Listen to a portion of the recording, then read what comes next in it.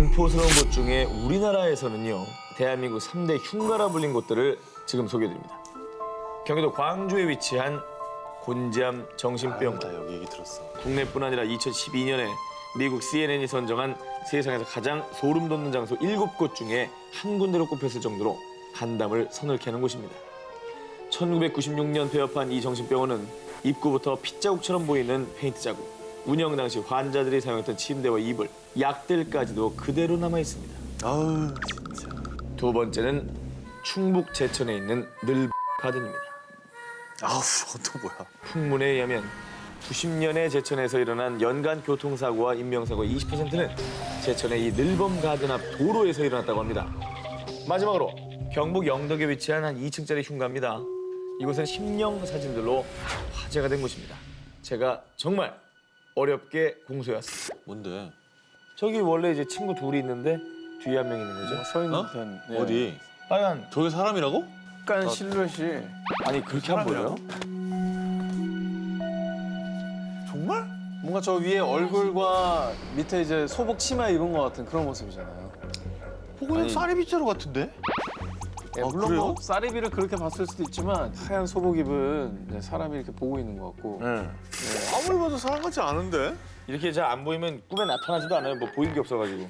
정말 무서운 분이 여기 있네요. 하나도 못 보고 있네요 지금. 이유도 예고도 없이 어느 날 당신 옆에 있던 사람이 갑자기 사라져버린다면 여러분은 어떠실 것 같습니까?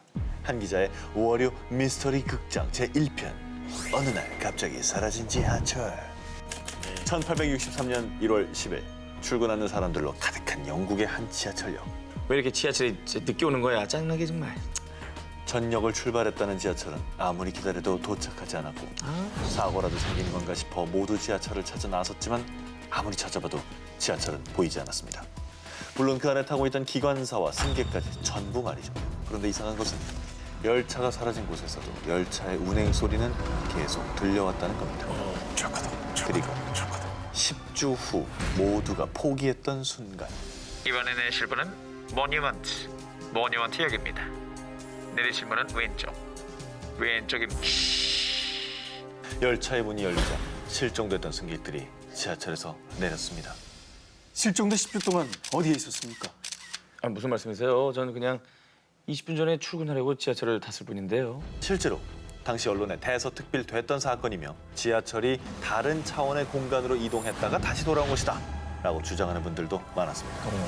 하지만 다른 한편에선 영국이 세계 최초로 지하철을 개통한 것이 1863년 1월 9일, 즉 지하철 실종 사건이 벌어졌다는 그날의 바로 전날인데 당시 지하철 운행을 하지도 않았으니 실제로 있었던 사건이 아니라고 주장하기도 합니다.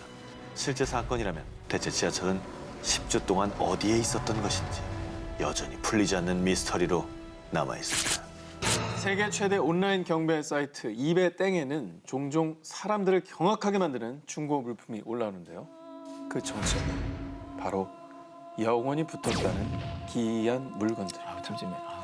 보기에도 음산한 인형부터 거울, 심지어 공중부양을 한다는 사과사, 노트북까지. 영혼의 종류도 사연도 아주 다양한데요. 그중에 가장 많이 알려진 건 유대인 하벨라의 집안 대대로 전해 내려오던 와인 상자 디벅 박스입니다. 히브리어로 죽은 자의 혼을 뜻하는 이 디벅, 악령을 넣고 거기에 봉인을 해둔 상자인데요. 상자의 보관법 아주 간단합니다. 자, 보이지 않는 곳에 숨겨두고 절대 열어보지 말 것. 자, 그러나 하벨라의 손녀부터 와인 상자를 구입한 케빈은 그녀의 경고를 무시하고 상자를 열게 됩니다. 자, 그때부터 시작된 악령의 저주. 아유, 공교롭게도 케빈이 이 상자를 가져온 이후 돌연 뇌졸중으로 쓰러진 케빈의 어머니는 결국 세상을 떠나고 말았다는데요.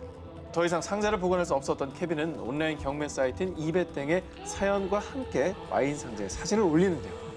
그런데 이 케빈의 무시무시한 사연은 아이러니하게도 수많은 사람들을 열광하게 만들었습니다. 그 결과 트루먼 주립대학교 학생이었던 이오시프가 $140 현재 가치로는 약 15만 원의 이 박스를 낙찰받게 되는데요.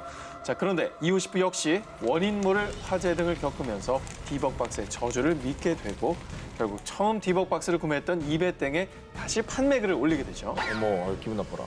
$280, 현재로 치면 약 30만 원의 박물관 큐레이터였던 제이슨 헥스톤의 손에 이번엔 들어가게 됐습니다. 제이슨 헥스톤 역시 원인모를 두드러기로 시름시름 앓더니 심지어 피를 토하는 일까지 생겼다고 하는데요.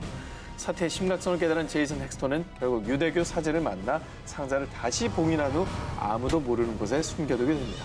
이후 이 디벅박스 이야기는 2012년 악령의 상자 포제션이라는 영화로 개봉이 되기도 했는데요.